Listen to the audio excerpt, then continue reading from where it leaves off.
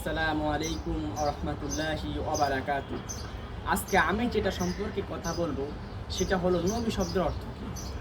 আমির হামজা বলেছে যে নবী শব্দের অর্থ নাকি সাংবাদিক। সেটা নয়, সেটা ভুল।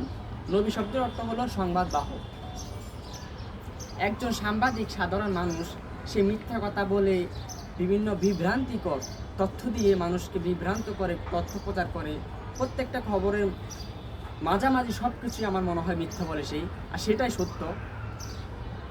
আর রাসূল সাল্লাল্লাহু আলাইহি সাল্লাম যা বলেছেন তা সবই সত্য, তা আল্লাহর পক্ষ থেকে এসেছে। সেখানে কোনো সন্দেহ করার মতো কোনো কিছুই নেই। রাসূল সাল্লাল্লাহু আলাইহি সাল্লাম আমার প্রাণপ্রিয়, কলিজার অন্তরে অন্তঃস্থল থেকে আমি তাকে ভালোবাসি এবং প্রত্যেক মুসলমান তাকে ভালোবাসি। তাহলে তিনি কিভাবে বলতে পারলো যে নবী শব্দের অর্থ হলো সাংবাদিক? একজন সাধারণ মানুষের সাথে, মিথ্যাবাদী নাস্তিকের সাথে কীভাবে সে তুলনা করতে পারলো, আমি সেটা বুঝলাম না। আচ্ছা, আমরা এটা বলতে পারি যে যার পান আছে তাকে বলা হয় প্রাণী।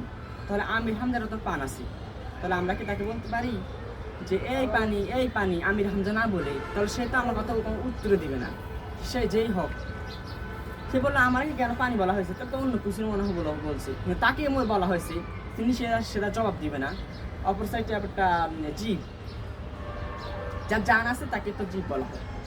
তাহলে আমরা যদি তাকে বলি এই জীব, সে তো উত্তর দিবে না, কারণ সে তো জান আছে, সে একটা জীব। গরু, ছাগল, হাঁস, মুরগি সব তো জীব।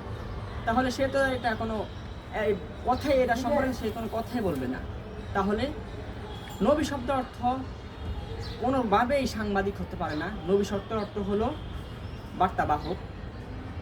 যারা আমার চ্যানেলে নতুন আছেন তারা প্লিজ আমার চ্যানেলটা সাবস্ক্রাইব করে দিন, আর যারা করে দিয়েছেন তাদেরকে অসংখ্য ধন্যবাদ। আসসালামু আলাইকুম রহমতুল্লাহ।